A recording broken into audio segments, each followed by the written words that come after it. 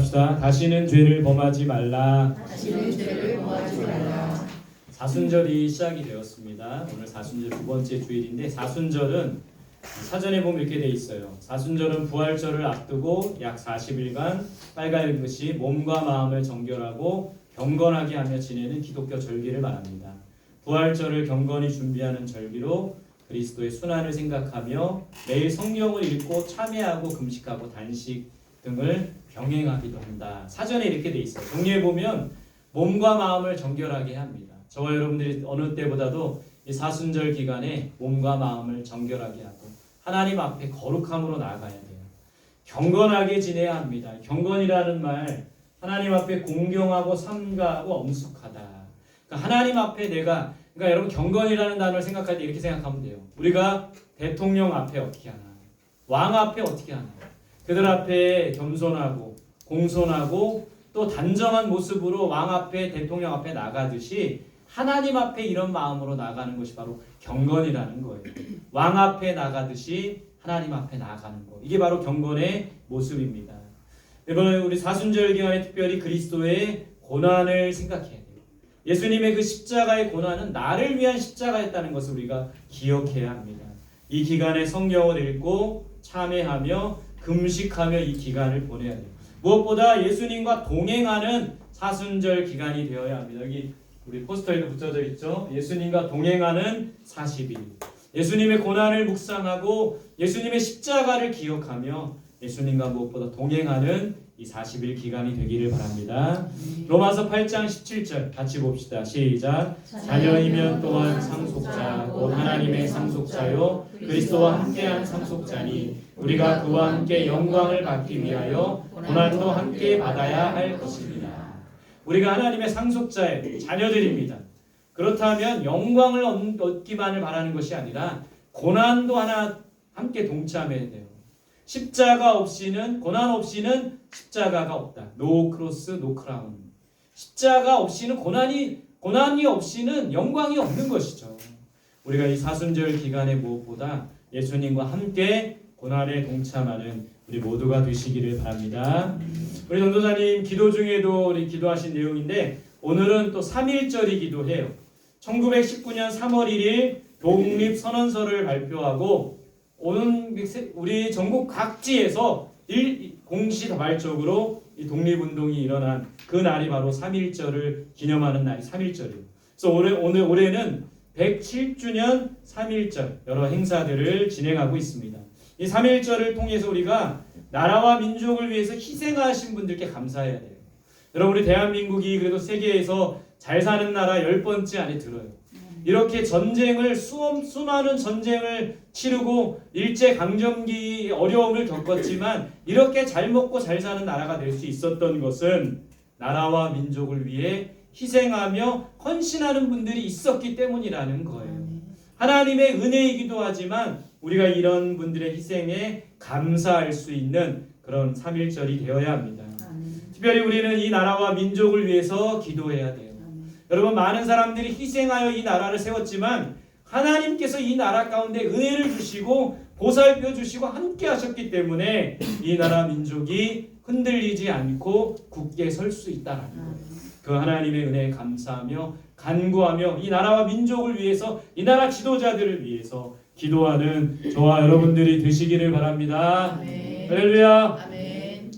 어제 성원 야구단 얘기 조금 할게요. 시합이 있었습니다. 6명이 우리 지난주 6명이 새로 중학교 2학년 3학년 아이들 6명이 새로 입단을 했어요. 그래서 야구단이 27명이 됐습니다. 어제는 야구장을 빌려서 야구를 했어요. 내수에 있는 내수 야구장을 빌려서 이렇게 심판 저하고 같이 사회인 야구 하시는 우리 사장님인데 모시고 심판도 대동해서 우리 진짜 야구처럼 했어요. 결과는 어떻게 됐을까요? 이겼어요. 네. 승리했을까요? 패배했을까요? 6대4에서 한 점 더 내서 7대4였는데 누가 치릴까요? 우리 성원 야구단이 7대4로 이겼습니다. 네. 근데 감사한 거는 이 아이들 맨날 테니스 공으로 야구하다가 어제는 조금 이렇게 야구공 중에 좀 물렁물렁한 공이 있어요. 딱딱한 공 말고 소프트볼이라고 하는데 그 공도 이렇게 맞으면 아프고 다쳐요. 근데 저랑 같이 또 야구하는 우리 순댓국 하시는 사장님이 이 타자 헬멧을 3개 기증해 주셨어요. 그래도 가격이 꽤 나가는데 이걸 기증해 주셔서 아이들하고 안전하게 야구하라고. 그래서 이 다음 세대를 섬기는 것에 많은 기도와 후원 이런 것들이 있도록 여러분들 강구해 주시면 좋겠습니다. 우리가 이제 전도가 시작이 될 거예요. 등굣길 건빵 전도 새학년 새학기. 이 고등학생들은 이 건빵 나눠주면은 아침 대용으로 먹기 때문에 정말 좋아합니다. 다 받아가요. 건빵 전도를 시작할 거고요. 한강라면 전도 매주 오는 고객님들이 계신데 오늘 고객님 예배 드리고 계신데 한강라면 전도 이것도 근데 여러분 봉사자들도 필요합니다. 제가 하고 전도사님도 하지만 함께 이 시간에 와서 할 수 있는 분들이 필요해요. 여러분 시간을 보시고 이 시간에 나오실 수 있는 분들은 함께 동참해 주시면 좋겠습니다. 새소식반 매주 수요일과 목요일 새소식반도 진행이 됩니다. 성원 비전 스쿨 수학을 통하여 또 아이들과 함께 만나고 전도하는 이 일들, 또 야구 전도, 그리고 또 1대1 제자 훈련. 이 전도를 위해서 하나님 나라를 위해서 우리가 기도와 물질과 섬김 그것이 바로 하늘의 보화를 쌓는 거예요. 그것이 하나님의 나라를 우리가 세워나가는 거예요. 작은 헌신, 작은 물질, 작은 봉사, 작은 섬김으로 우리가 함께 하나님을 세워나가는 저와 여러분들이 되시기를 바랍니다. 여러분 라면 한 봉지 1,000원도 안 해요. 여러분 기부해 주세요. 야구공 아이들하고 야구할 수 있는 야구공 5,000원 정도면 삽니다. 기부해 주세요. 함께 우리가 함께 하나님의 나라를 세워나가고 또한 우리가 하늘의 보화를 쌓을 때 하나님이 넘치는 복과 은혜를 우리에게 허락해 주신다는 거예요. 복음 전하는 일에, 선교하는 일에, 교회를 세워나가는 일에 우리의 시간과 물질과 모든 것을 아낌없이 드릴 수 있기를 바랍니다. 제가 아는 어떤 목사님 아들 이야기를 좀 할게요. 이 아이가 이제 중학교 1학년이 돼요. 근데 작년부터 열심히 용돈을 모았대요. 그리고 중학교 1학년 어서 오세요. 앉으세요. 중학교 1학년 이제 입학을 하게 되면서 많은 분들이 입학 선물로 용돈도 주시고 해가지고 이 친구가 한 100만 원이 넘게 이거 용돈을 모았대요.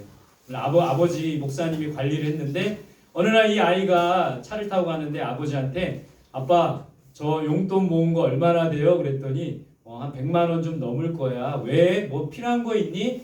네 돈이니까 네가 원하는 거 마음껏 사도 돼. 그랬더니 이 아이가 아빠에게 이런 말을 하는 거예요. 저 100만 원 하나님 앞에 헌금하고 싶어서요. 이런 얘기를 했대요. 그래서 이 아빠가 내심 놀라고 10만 원만 해도 되는데 100만 원을 한다고 하니까 거의 이 아이가 2년 동안 모은 모든 것을 한다고 하니까 좀 의아했대요. 그래서 왜 그런 마음이 들었니? 했더니 지난주에 아빠가 설교를 하셨는데 하늘의 보화를 쌓아두면 하나님이 기뻐하신다고 했기 때문에 이것을 헌금한다고 이렇게 얘기를 하고 100만 원을 헌금했대요. 여러분 학생 여러분들 도전 받으시기 바랍니다.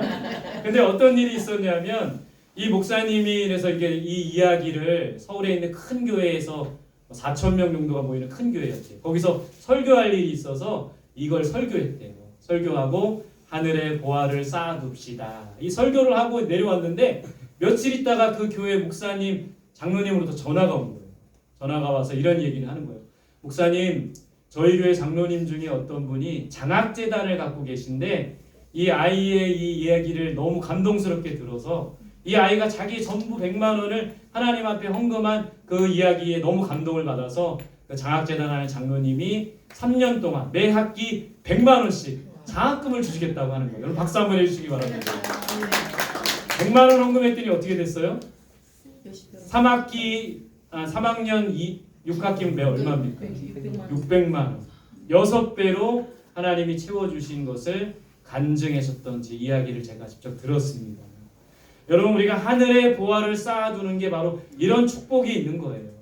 여러분 우리 학생들에게 좀 도전 주고 싶어요. 그렇다고 여러분 100만 원 헌금하라는 얘기가 아니라 우리가 갖고 있는 것들을 하나님을 위해서 하나님 나라를 위해서 하늘의 보화를 쌓아둘 때 하나님께서 기뻐하시고 그런 자들에게 넘치는 복과 은혜를 주신다라는 거예요.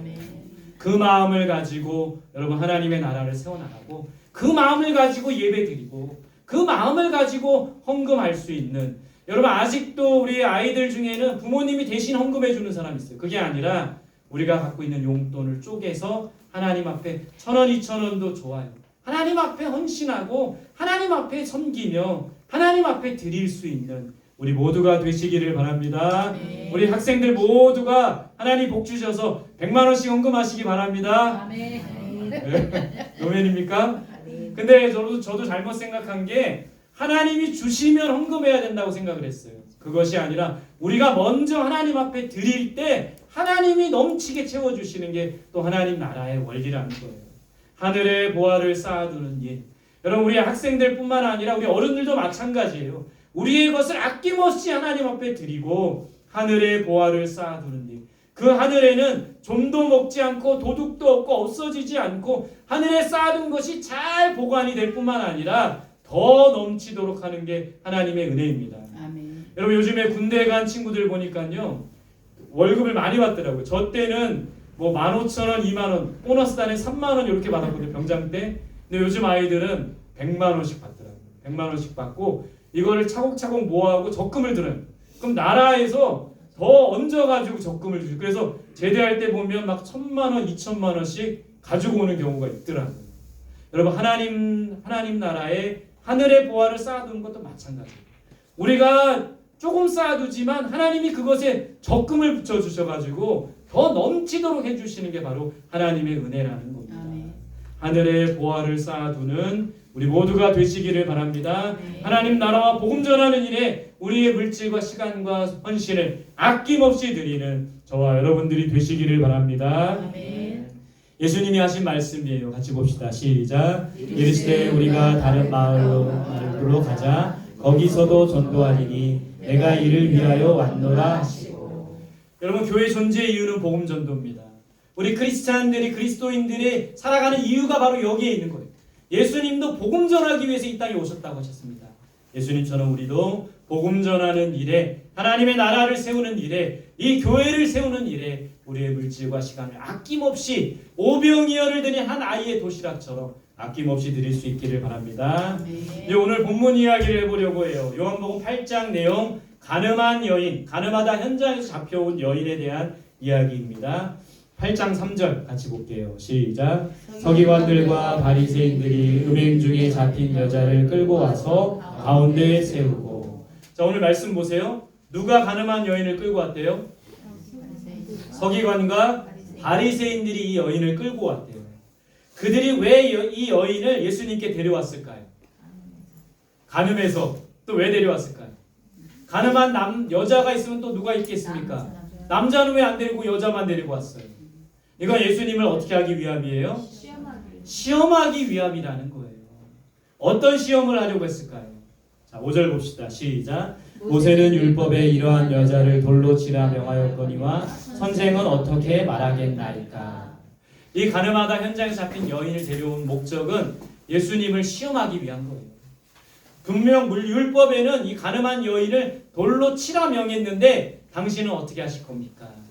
여러분 평소에 예수님은 율법이 아니라 사랑을 외치셨어요. 율법이냐 사랑이냐.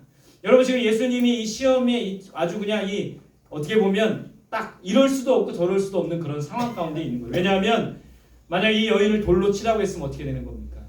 평소에 예수님이 말씀하셨던 내가 너희에게 세 계명을 주노니 서로 사랑하라. 내가 너희를 사랑하는 것 같이 서로 사랑하라.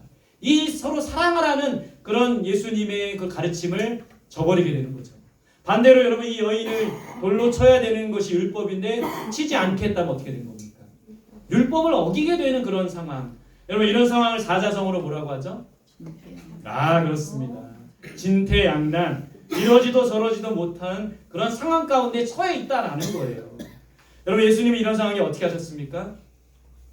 뭐라고 하셨죠? 7절입니다. 시작. 그들이 묻기를 아직 아니하는지라 이에 일어나 이르시되 너희 중에 죄 없는 자가 먼저 돌로 치라 하시고. 뭐라고 하셨습니까?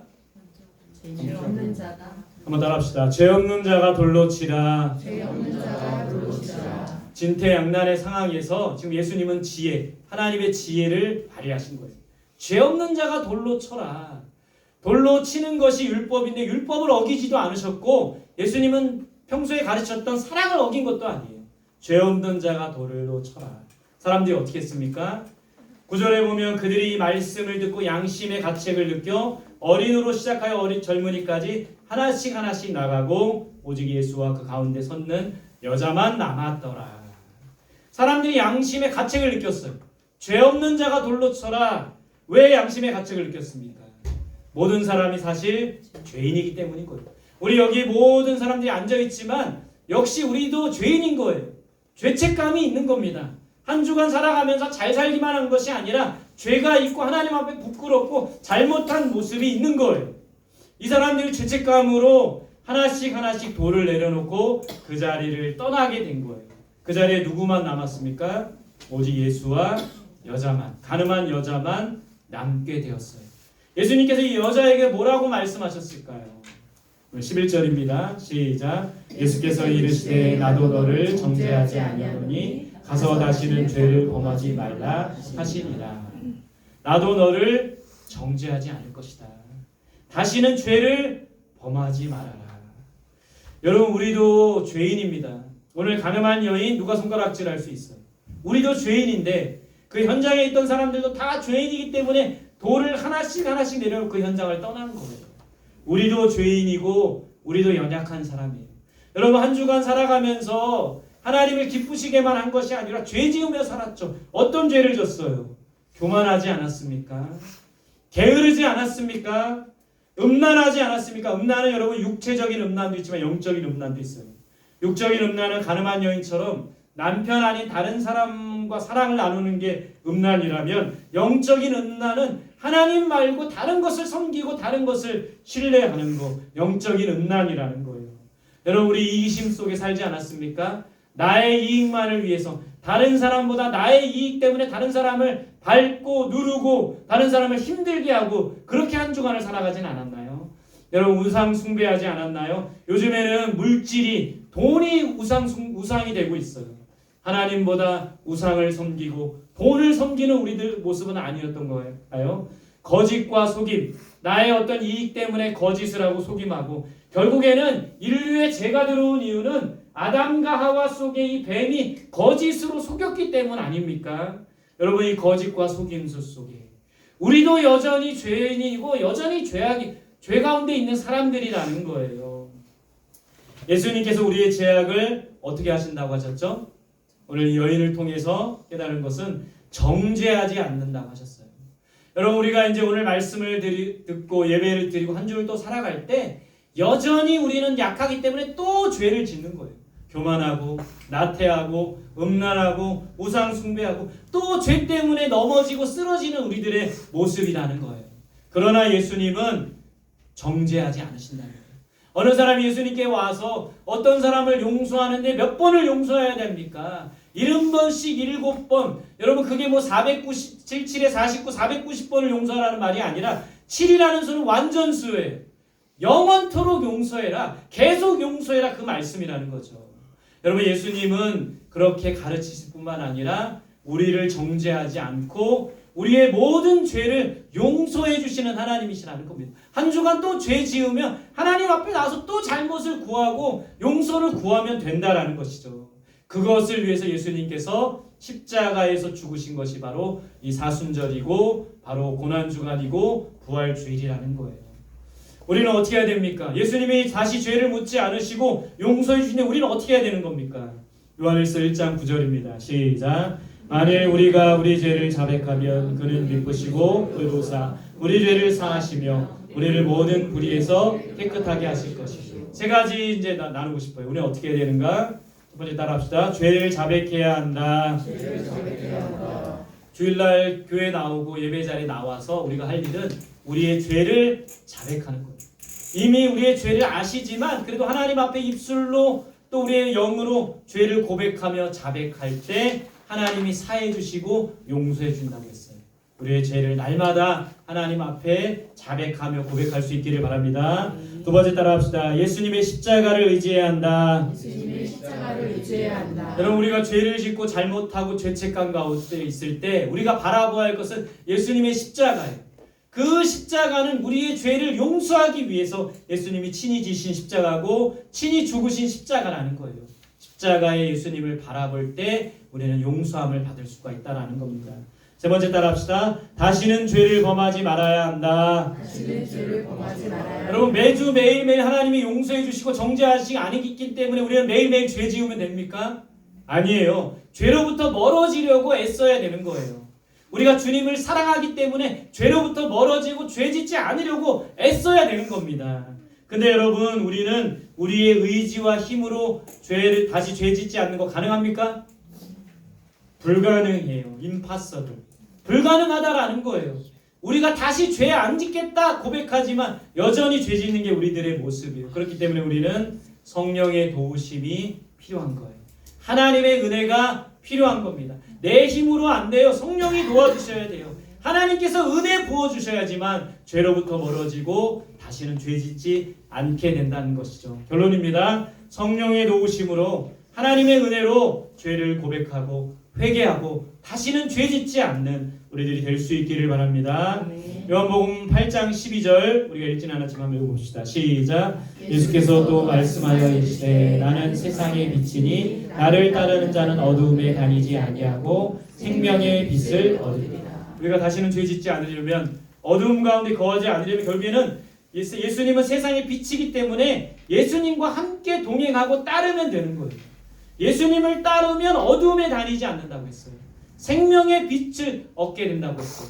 예수님을 따르면 모든 어두움과 죄는 물러가고 빛이 임하여서 성령이 임하여서 더 이상 죄 짓지 않게 하고 죄를 이기게 하신다는 것을 믿고 날마다 주님과 함께 동행하고 예수 그리스도를 따라가는 이 사순절 기간이 되시기를 간절히 소망합니다. 아멘.